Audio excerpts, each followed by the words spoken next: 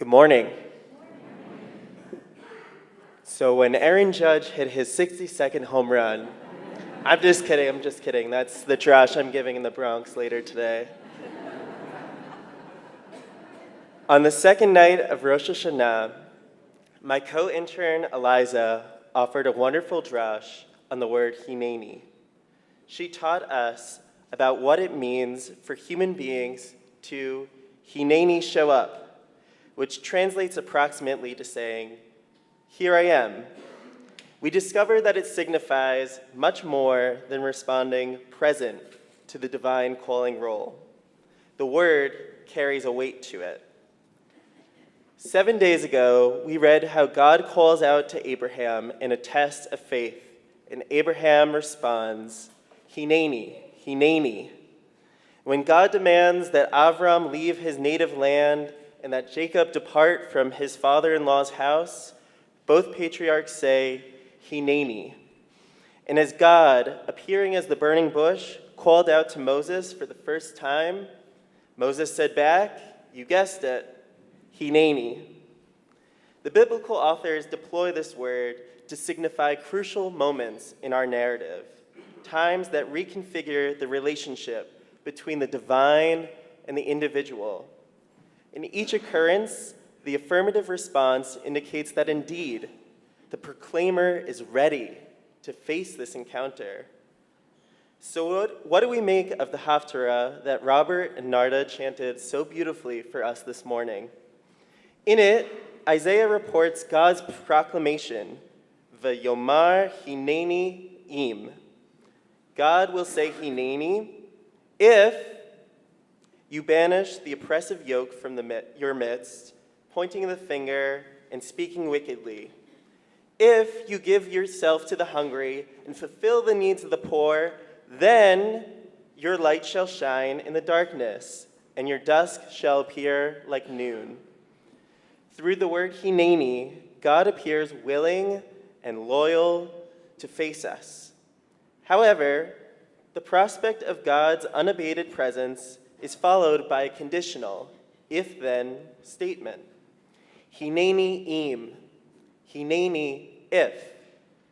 Our Haftarah instructs us that if we want to feel God in our world, we ought not just to lift prayers to the heavens or perfect our fast until a Savior arrives.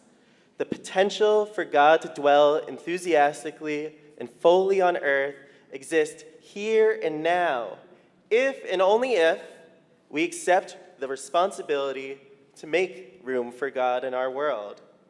The chance to explore our passions in safety and strength exists within our grasp if we choose to cultivate the space for it. Hineni im. The philosopher Erich Fromm offers a similar opinion that God's providence depends on human will. In response to Friedrich Nietzsche, Fromm declares, instead of asking whether God is dead, we might better raise the question whether man or humanity is dead. We are in danger of becoming a thing, of being more alienated, of losing sight of the real problems of human existence, and no longer being interested in the answers to these problems. When we look at the world and observe all the hardships we've witnessed in recent years, we need not question, where is God? When we recall all the tragedies that came across our social media feeds, the gun violence, the war, the wealth gap, the environmental degradation, and the lackluster pandemic responses, we ought not to see them as manifestations of God's negligence. The suffering flows from the repercussions of human choices. We, not God, normalize the conditions of cruelty that weigh on our shoulders and constrain our path.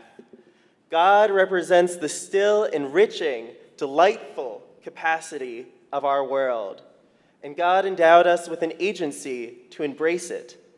In fact, God stands prepared and ready to join us on that journey of faith and growth.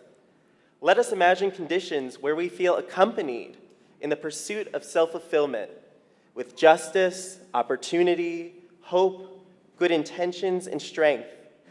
However, if we choose to limit ourselves, we miss God's guaranteed hineni.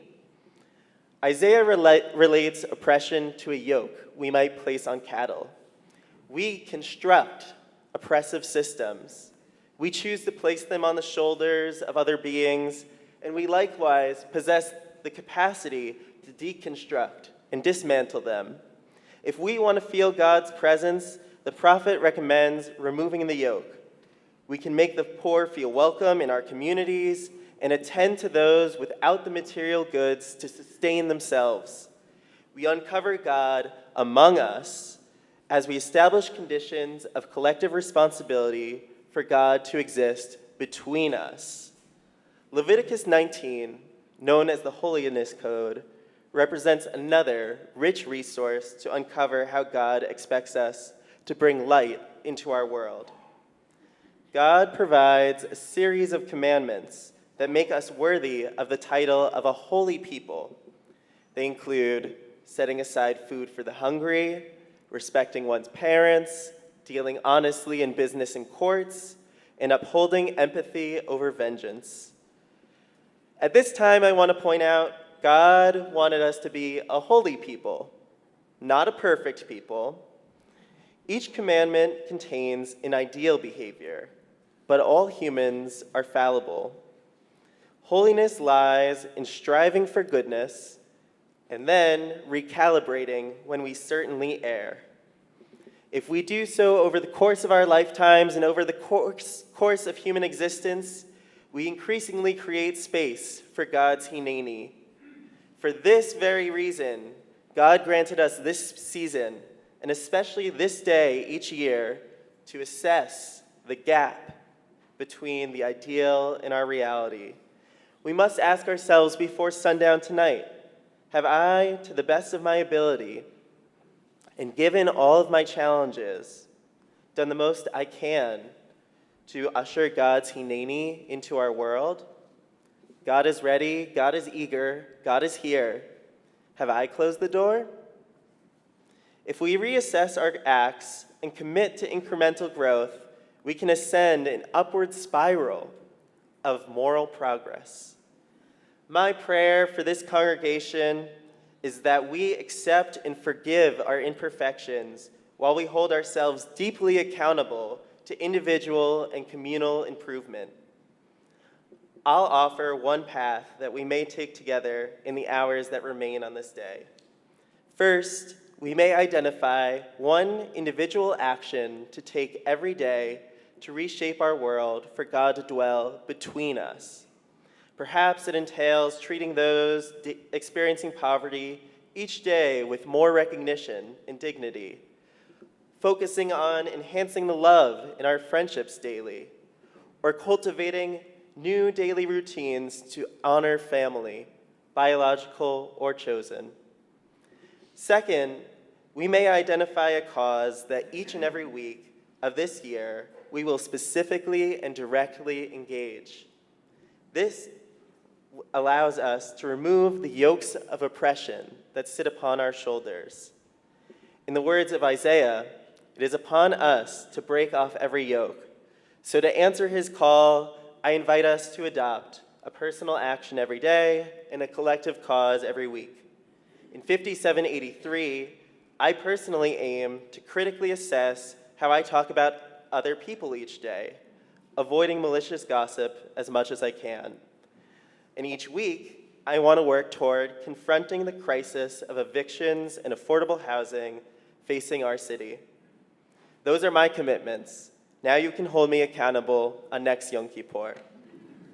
Such focused endeavors are how together we show that God lives through humankind. May our community hold us accountable as we ascend the upward spiral of growth. May this be the fast we offer this day, and may God say, Hineni, in the year to come.